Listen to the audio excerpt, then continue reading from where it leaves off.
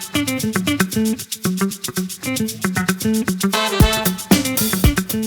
ya dengan kita berdua ini pada acara ngobrol-ngobrolnya. Nah, kita kan ada program baru pemirsa, yaitu mengenai namanya program opini singkat. Nah, kita akan bagikan semacam tips tadi itu terkait dengan seputar dunia hukum. Dan topik yang pertama kita bahas pada sore hari ini yaitu terkait dengan perjanjian bisnis yang aman itu seperti apa. Karena kan kalau kita lihat dunia bisnis itu juga pasti melekat dan juga berkaitan dengan kehidupan kita, khususnya para pebisnisnya. Jadi biar tahu kira-kira ketika sebelum melakukan usaha bisnis itu seperti apa yang aman, gitu guys ya. Nah, menurut Erika, ini kan kita program baru opsi. Nah, jadi harus singkat. Kira-kira kalau kita selaku businessman membuat suatu kontrak bisnis itu yang harus memenuhi apa sih yang paling utama agar itu dapat dikatakan itu kita punya perjanjian itu aman dan kemudian juga bisa mengcover kita punya usaha itu dalam waktu yang sesuai. Kemudian juga di sini ketika ada suatu kendala kita juga bisa mengambil suatu langkah lebih cepat dalam dunia bisnis itu seperti apa? Kalau aku pribadi yang paling penting pasti skop kerjanya dulu. Baru itu harus jelas apa, ngelakuin apa itu harus jelas. Habis itu kita harus punya timeline. Jadi kalau seandainya perjanjian itu dibuat dalam biasanya kurun waktu tertentu kan, seperti itu juga harus jelas. Terus siapa-siapanya, orangnya itu harus jelas, identitasnya siapa. Terus seandainya dia kerja di perusahaan, jabatan dia di perusahaan itu apa. Terus apalagi ya, biasanya besaran untuk perjanjian itu misalnya itu perjanjian jual beli atau pembayaran proyek atau apa itu juga harus jelas di situ. Jadi memang istilahnya harus memenuhi pertama istilahnya para pihaknya dulu, kedua objeknya apa, jadi istilahnya jangan sampai kita bikin perjanjian tapi nggak tahu apa yang mau dijanjikan. Gitu.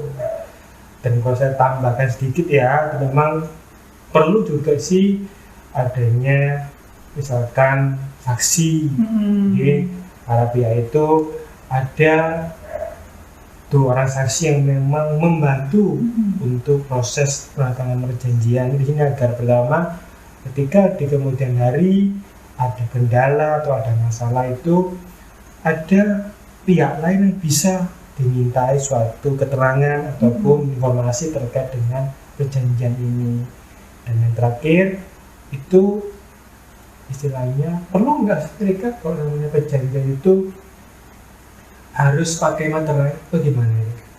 Kalau materai itu kan ada istilahnya ya. Kalau perjanjian itu biasanya di ini untuk materai itu memenuhi, kalau itu sih biasanya untuk pajaknya memenuhi salah satu syarat di perpajakan bisa ada materainya. Cuma balik lagi sih, kalau aku lebih senang kalau mau perjanjian itu mau yang solid dan jangka waktu yang panjang itu lebih baik dibawa ke notaris gitu sih kok. Jadi alangkah baiknya juga istilahnya menggunakan lembaga notaris ya untuk membuat suatu perjanjian bisnis agar pertama di sini ada suatu pihak yang memang dia itu bisa membantu para pihak itu dalam menyusun kira-kira hak seperti apa sih yang boleh dan yang tidak, karena memang cukup pengaruh dan cukup berbeda antara perjanjian yang dibuat tanpa adanya seperti notaris ataupun pengacara itu sangat berbeda